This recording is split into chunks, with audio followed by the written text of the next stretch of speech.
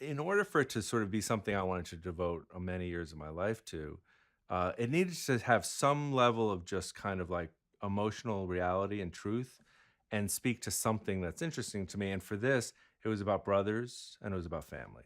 So it was like, okay, here's a comedy that at times can be broad. It's certainly accessible to a large audience. It's not like a tiny indie sort of like really cerebral movie, except it had enough of those truthful emotional elements that made me really want to commit to it. One of the big changes that we made to the script was they always picked up a hitchhiker in the script, but then afterwards they just sort of get in an argument of that, and we brought in this sort of train crash, which they get hit by a train because they're so engrossed in their argument and they can't hear, or so they're just like basically so angry they're deaf, and they don't even know because it's so pitch black that they've stopped in the middle of a train track. And in a tragedy turned that was never a tragedy because of like all the people were fine. My brother, my twin brother, got in a train crash actually, and with his children, and like everyone's totally fine, nothing. But it was such a tragic thing that I was interested in. How can you combine something that can be so tragic, somehow turn it on its head, make it a little bit funny, and also just give it as an opportunity for these two brothers to finally come to a place in which they realize all their differences would mean nothing if in a moment they lost one another. They've grown up thinking that their father, they were raised single by a single mom, played by Glenn Close. Helen is the character, and they were raised to think that their dad died when they were born, and he was had this elaborate sort of backstory. And so the movie opens. They're in um, Ohio, where they grew up, and their mom is now finally getting married for the second time in their minds. And that's where the movie begins, and that's through circumstances of seeing something on television. They learn that their dad, who they thought was their dad, was not only not their dad, but their mom doesn't know who their dad was, and they then go on a journey to search for their father. Ed, as a human being, and those things, those qualities are precisely also what Peter needs to be, which is in spite of his own misanthropic attitude towards life or his kind of tightness, he is a guy that actually really likes to be loose. And sometimes it's like you can get in your own way, which I think is like very much what Peter needed to be.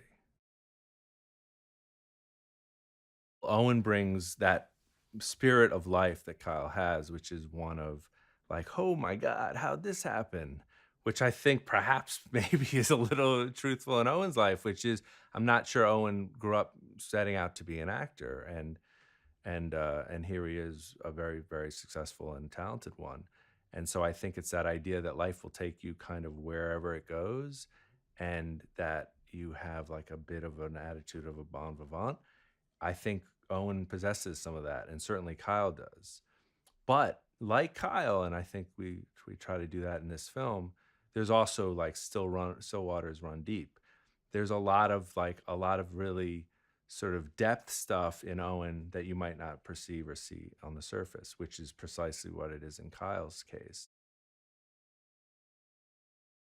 What I liked about Glenn Close was I liked that ability to like sort of present to an audience somebody who we see perhaps a little bit more like Peter, let's say, but also underneath it, just like Kyle has this like amazing open spirit of like love and sexuality and all these things, which is also very much Glenn. And so I love those kind of things. I mean, it's one of the interesting thing about meeting anybody, whether you meet them on screen as characters in a movie or in real life, is discovering all those sort of layers. And I think Glenn Close possesses so many of those layers in sort of her eyes and in her acting that she was perfect for Helen. You know, with JK, you're going to get, at the very least, the most professional actor you'll ever work with, who is going to deliver every single time. But on this film, which was so fun, was I was looking for somebody, frankly, a character we knew in spirit what it wanted to represent, but we hadn't actually really fleshed it out that much because So when we went after JK and he said yes, that's really when the character of Roland began to form itself through conversations with JK, myself, Justin, where he was interested. He understood what we were sort of looking for in a character that had sort of gone the track of life that perhaps Peter will go if he doesn't sort of turn left. It's like the movie's like It's a Wonderful Life. I always say like, or it's like Christmas Carol. It's like with each dad they go to, they're sort of seeing versions of themselves 30 years from now. What was so beautiful about Terry and hiring Terry is one, he has this amazing spirit, but much like Kyle in the movie and much like Owen, he is infectious. You can't resist the charms and the genuineness and the spirit of love that Terry Bradshaw is as a human being.